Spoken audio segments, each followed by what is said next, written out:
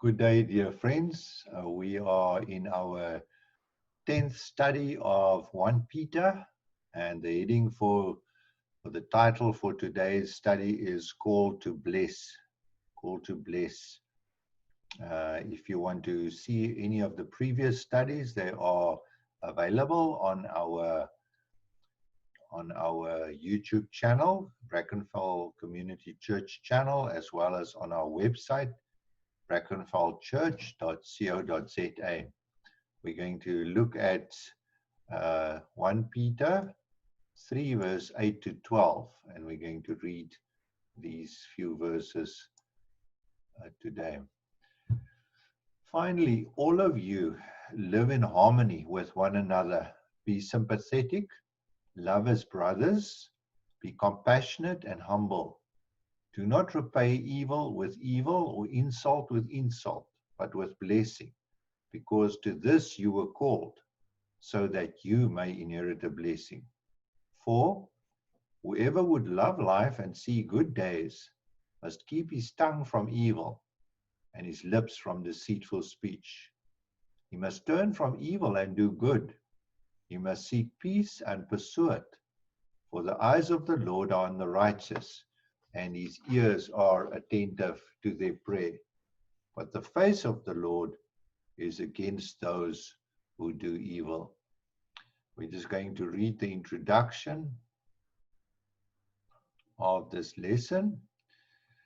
The word finally at the start of 1 Peter 3 verse 8 suggests that what follows is a summary and a conclusion of the theme begun in 1 Peter 2 verse 11 and 12. You can see there the word finally.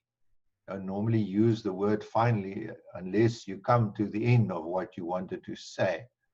And the theme of all of this began in 2 Peter 2 verse 11 and 12. Let's just have a look there at 2 Peter 2 verse 11 and 12. Follows on after the doctrinal section in 1 Peter 1 verse 1 to 2 Peter 2 verse 10. And then he says here, dear friends, I urge you as aliens and strangers in the world to abstain from sinful desires, which war against your soul. Live such good lives among the pagans that though they accuse you of doing wrong, they may see your good deeds and glorify God on the day he visits us. So that's the start, and then we saw a section about how we as Christians should view government and authority, how we should view our employers as employees, and how we in the marriage relationship as wives or as husbands, how we should treat our wives. Now, verse 7 is about husbands. So the word finally suggests now we're getting to the concluding section. And when we look at the material, we see that this is indeed the case.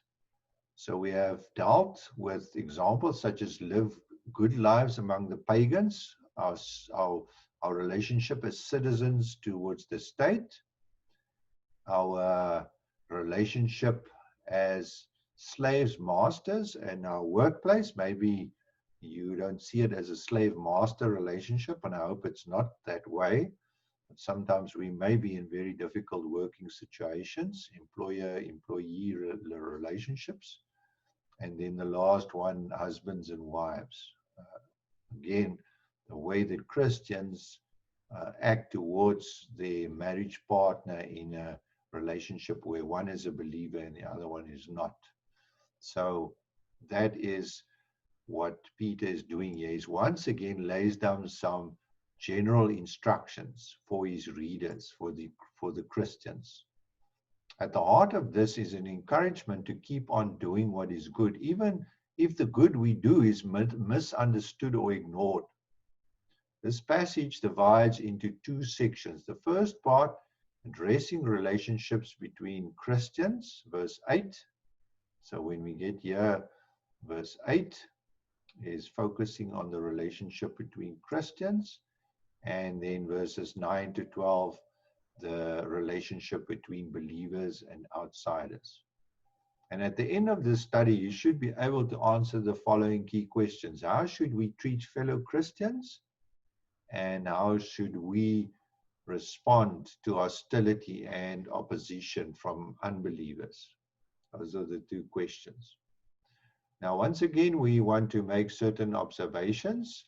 And the first one is the use of the word finally. Finally.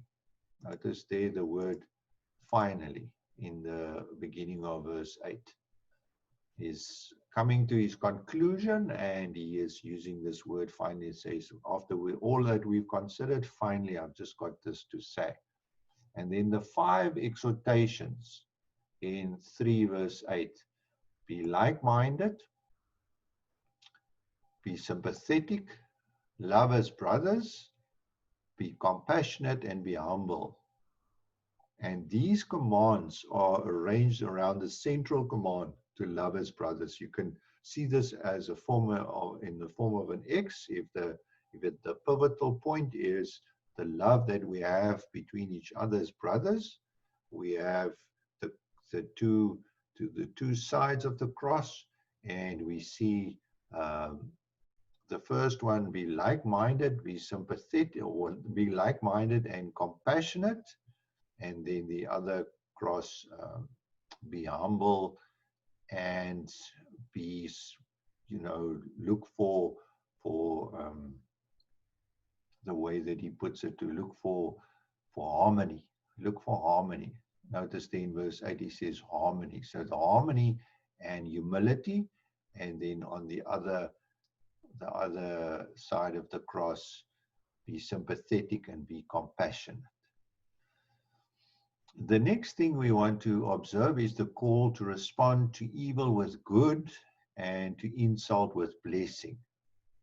Verse 9, there we see there is the call to not to repay evil with evil, or insult with insult, but with blessing, because to this you were called, so that you may inherit a blessing. And then the motivation. What is the motivation to respond with evil and unfair treatment in this way? It's so that you may inherit a blessing, and whoever wants to live and see good days must keep his tongue from evil and his lips from deceitful speech. He must turn from evil to do good and seek peace and pursue it, for the eyes of the Lord are on the righteous, and his ears are attentive to their prayer. So that's our motivation, is that the Lord will bless. He will bless us. We will inherit a blessing. We want to see good days. We want to love life. Then we must keep our tongue from evil and our lips from deceitful speech. We must seek peace. And the Lord's eyes on the righteous, and his ears are attentive to their cry. And then he uses this passage from Psalm 34. Psalm 34, verse 10 to 12. And this is it's a direct quotation from Psalm 34, these verses 10 to 12. It's a quote from Psalm 34. And then the last observation is to look at Psalm 34 in its original setting. So let's going to have a look what Psalm 34 looks like in its original setting. Psalm 34.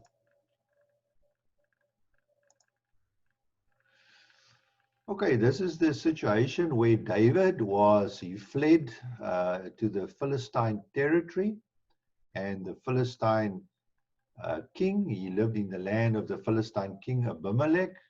His life was in danger because he was a wanted man. He had killed many Philistines in battles, and he couldn't return to Israel because he fled, and he fled from Saul, and he's now in this territory, and his life is really hanging on a very thin thread. And so the way to get out of it, he acts if he is crazy. And the Philistines are not sure what to do with him, so they let him go, or they wonder what they will do with him, but they don't kill him yet. And it's in this very, very stressful situation where he's got nowhere to flee, where he says, I will extol the Lord at all times, and his praise will always be on my lips. And then he speaks of his situation. He says, this poor man called, and the Lord heard him and saved him from all his troubles. And the angel of the Lord encamps around those who fear him, and he delivers them. Taste and see that the Lord is good. Blessed is the man who takes refuge in him. So David's in this very, very difficult situation. Yet he praises the Lord. He entrusts his life to the Lord. He casts his hope upon the Lord, and he fears the Lord. And he knows that the angel of the Lord, which is really a picture of the pre-incarnate Christ, whenever we find this phrase, the angel of the Lord, it speaks of Christ in the Old Testament, the Son of God in the Old Testament as he appeared on earth. And it says the angel of the Lord encamps. He literally pitches his tent near those who fear him, and he delivers them. And it's in this extremely difficult situation that David says, taste and see that the Lord is good. Blessed is the man who takes refuge in him. And then he says the following, and this is where he quotes the passage that we have seen in 1 Peter. Whoever of you loves life and desires to see many good days, keep your tongue from evil and your lips from speaking lies. Turn from evil and do good. Seek peace and pursue it. The eyes of the Lord are the righteous, and his ears are attentive to their cry. Like a mother hen listens to the cry of her little chicks. If there's one in distress, she hears it and she runs to their aid. That is the way, the picture that we have of the Lord. His ears are attuned to our cry. His ears are turned towards us. And then we also hear the opposite. The face of the Lord is against those who do evil. But the righteous cry out, and the Lord hears them and delivers them from all their troubles. So the application to 1 Peter is that we have to understand that even if we are in a difficult situation, whether it's through being oppressed by our government, whether we are working in a terrible work situation where we are mistreated by our employer, whether we are in a difficult marriage situation, or whether we are just as Christians mistreated in society, we need to cast our cares upon the Lord. He will deliver us. He is for us. So let's turn to the questions for this study. The structure of the 5 exhortations in verse 8 is one that was familiar with Peter's readers. The central exhortation is to love as brothers. We look at verse 8, going back to 1 Peter 3, verse 8. You can see the central exhortation there, love as brothers. As again, I want to say it's like an X, and that's the pivotal point, love as brothers. And then on this axis, we have sympathy and compassion. And on this axis, we have harmony and humility. So that's the structure, where the central exhortation is love as brothers. And that's the main one, which qualifies all the others and how they are put into practice.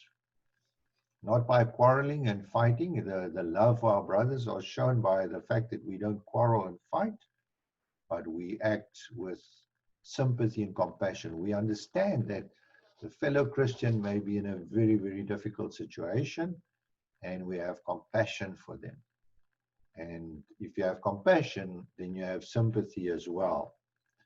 And you also cannot quarrel, and you cannot live in, you can only live in harmony if you are willing to be humble. There are many, many times in the New Testament when humility is mentioned. One passage is Philippians 2, verse 8, I think. That's where it says that the same attitude should be in you that was in Christ Jesus, who did not consider equality with God something to be grasped, but made himself nothing and came to earth in the likeness of a man and became obedient even to death on a cross.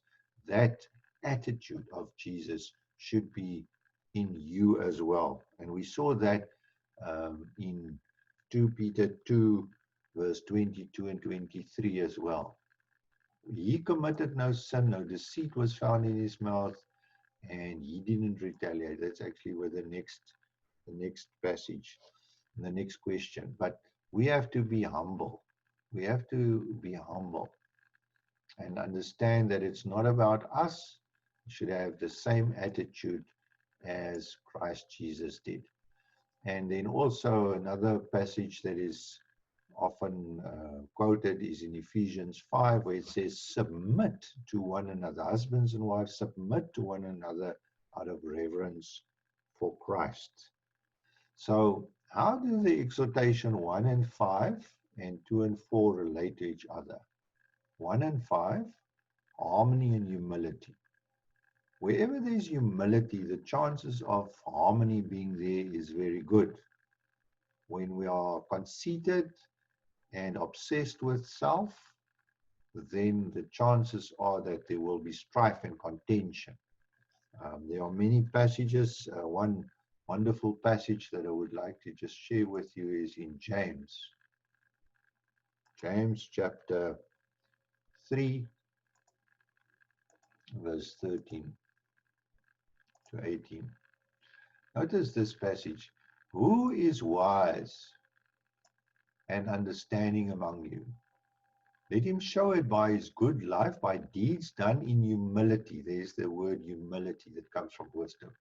But if you harbor envy and selfish ambition, the opposite of humility, in your hearts, don't boast about it or deny the truth. Such wisdom does not come down from heaven, but is earthly, unspiritual, and of the devil. Why?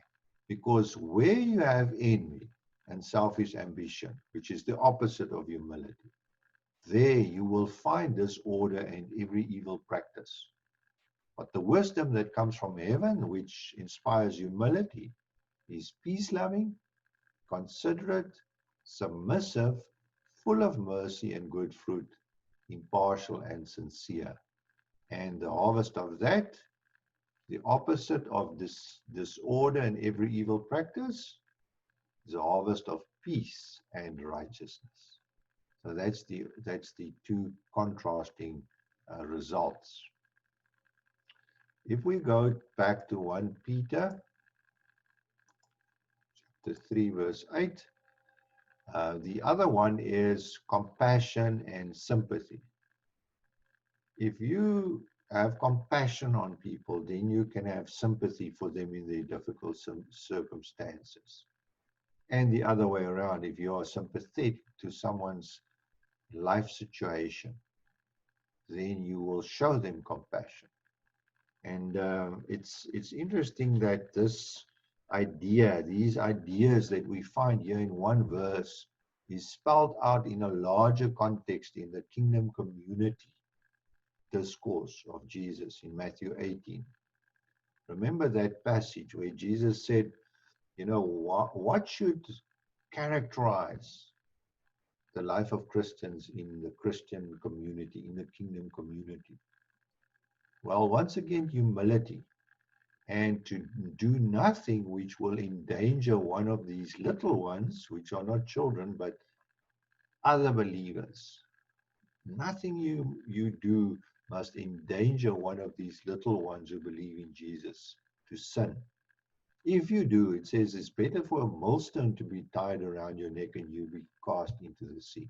And if you yourself sin because of any desire or thing in your heart, your eye causes you to stumble, your hand causes you to sin, pluck it out or cut it off. Then you are also to remember that the those who you think is the least in the kingdom, they are the most important. And then Jesus gives the parable of the lost sheep, the 100 sheep, where 99 are there and one is lost. And the shepherd leaves the 99 and he goes out to find the one. Then also the idea, the message of forgiveness, that we must forgive 70 times 7. And then Jesus tells us the parable of the unmerciful servant who owed the king a huge lot of money, which he could never pay back. And when he pleaded for mercy, the king gave him mercy, but then he went out and he grabbed someone who owed him a little money and persecuted that person until the king heard of it, which is, of course, a parable speaking of how we treat other believers, whereas the king, God himself, has forgiven us a vast and a great debt. So compassion and sympathy go together, and then humility and harmony. So those are very, very important. Why is Peter concerned at this point to talk about relationships among Christians? Question 3. Well, we started off the book by a doctrinal section and then a short section about 5 commands that we have to do. But that was again capped on the other side by once again a doctrinal section giving us all the blessings and benefits that we have as Christians. And then he moved over into a practical section. And he says, we are aliens and strangers in the world. The world is watching us. How are we living in this world? And he explained how we should live in society as citizen and state, citizen and king, how we should operate at work between employee and employer, how we should live in a marriage, an unequal marriage where one is a believer and the other one is not. And he says, these are all the things out there which society looks at you as a Christian. How do you react in these situations? And now he turns the attention to the relationship between Christians as brothers in the fellowship of believers, in the church situation. How do we treat our fellow brothers and sisters? And that's why he needs to mention that, because he hasn't mentioned it up to this point. Question number 4 is how should we respond to insult?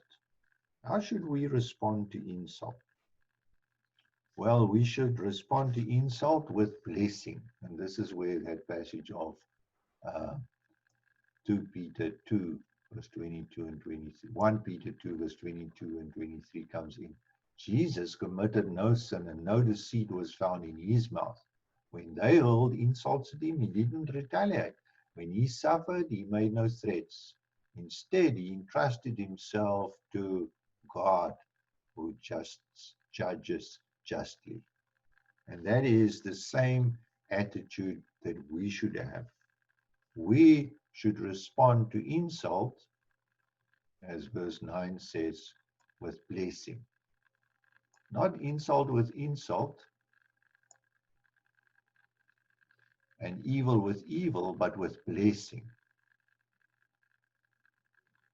And we do that so that we may ourselves inherit a blessing, and which is explained in the next 3 verses, which we said is from Psalm 34. What encouragement does Psalm 34 give us in this regard? And this is now, verse 9 is what we must do, and the reason is here for. Do not repay evil with evil, insult with insult, but with blessing, because you were called to do this so that you, in other words, you were called as aliens and strangers in the world. You were called into God's elect, into God's people, into this holy priesthood as a royal nation, so that you may inherit a blessing. For, and this explains what is asked of us as Christians here in verses 10 to 12. For, this is the reason why you will receive a blessing. For The Bible says, the Old Testament says in Psalm 34, whoever would love life and see good days. So if you want to, if you love life and you want to see good days, keep your tongue from evil and keep your lips from deceitful speech. Turn from evil, do good, seek peace and pursue it. 4. The eyes of the Lord are on the righteous, and his ears are attentive to their prayer. The eyes of the Lord is on the righteous, and he is attentive to their prayer. But the face of the Lord is against those who do evil. That's why we won't respond insult to insult and repay evil with evil. We want the blessing. The blessing is this, that the Lord's ears are turned to the righteous. The eyes of the Lord are on the righteous. His ears are attentive to our prayer. He listens to our prayer. His ears are attentive to our prayer. His eyes are fixed on us. And he encamps around us. He's pitched his tent near us. That's the reason why we want to bless people. We also have this very interesting statement here. The face of the Lord is against those who do evil. How is your face against somebody, and how do we have an example of this? Well, this comes from the high priestly blessing, Numbers 6, verse 24 to 26. Notice this blessing. Because remember, that's what Psalm 34 and 1 Peter wants us to receive. We want to receive blessing. We want to do good. We want not to repay evil with evil and insult with insult, because we want blessing.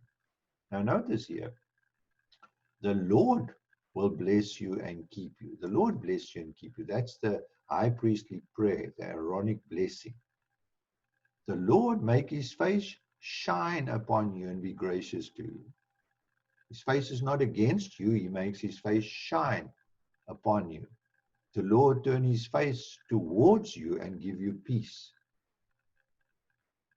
The Lord turn his face towards you and give you peace. Here in Psalm 34, we heard that the Lord's face is against. And that's the two options. Either the Lord makes his face shine upon us.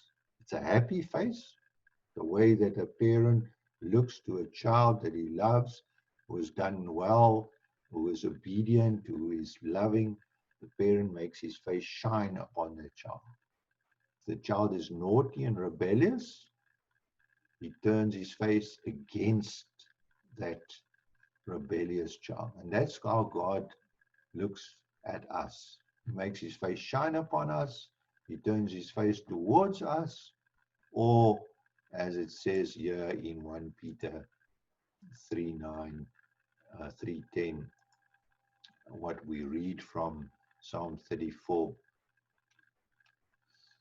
For the eyes of the Lord are on the righteous, but the face of the Lord is against those who do evil. We don't want God's face to be against us. We want him to make a shiny face towards us. We want him to turn his face towards you and give us peace. So that is the motivation. What encouragement does Psalm 34 give us in this regard? Question 5. What encouragement? Well, we've said that there are many things we can read about what the Lord does for us in Psalm 34. The Lord turns his face towards us. His eyes are fixed upon us. His ears are attentive to our cry. He delivers us from all our trouble. And he encamps around those who fear him. That's the encouragement of Psalm 34. And David explains that to us, even in very, very difficult circumstances, as these people in Asia Minor, in Turkey, what is called Turkey today, in the olden days, Asia Minor, as they are experiencing increasingly in this part of the world, their experience is becoming harder and harder. And in chapter 1 of 1 Peter, Peter says, you know, you are facing trials of many kinds. For a short while, you will face these trials. But remember this. Remember David. Remember how he responded in this situation. What answers can we give to our key questions? Remember the key questions? How should we treat fellow Christians? Well, the answer is being discussed, and it's really clear. We should be humble towards other Christians. We should seek harmony. And the lines that runs through the harmony and humility is that of love to the brothers. The other line is that of,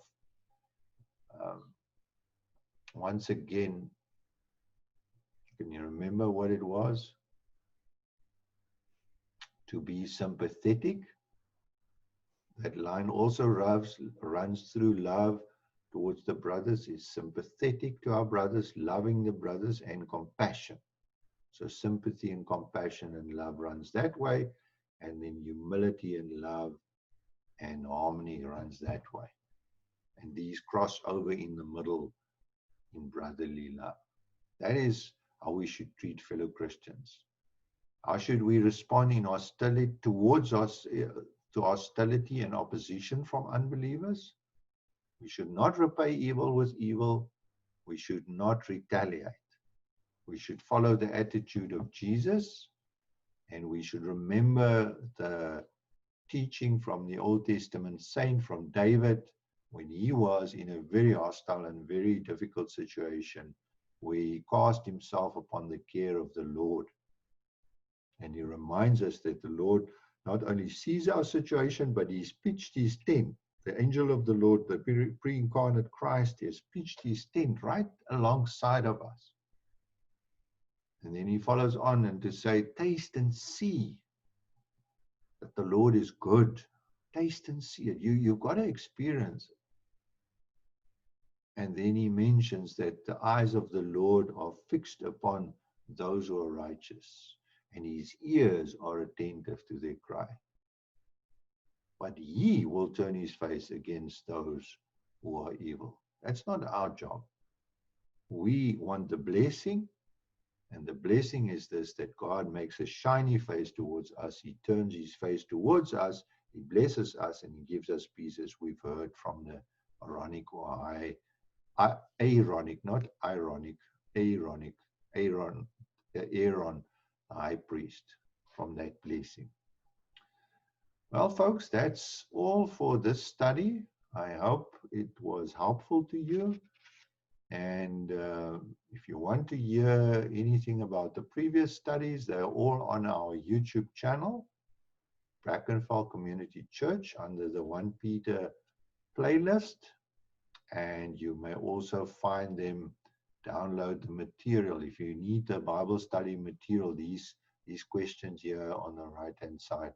If you want that, you can go onto our website and download it, print it out. The documents are there. And that is found on brackenfellchurch.co.za.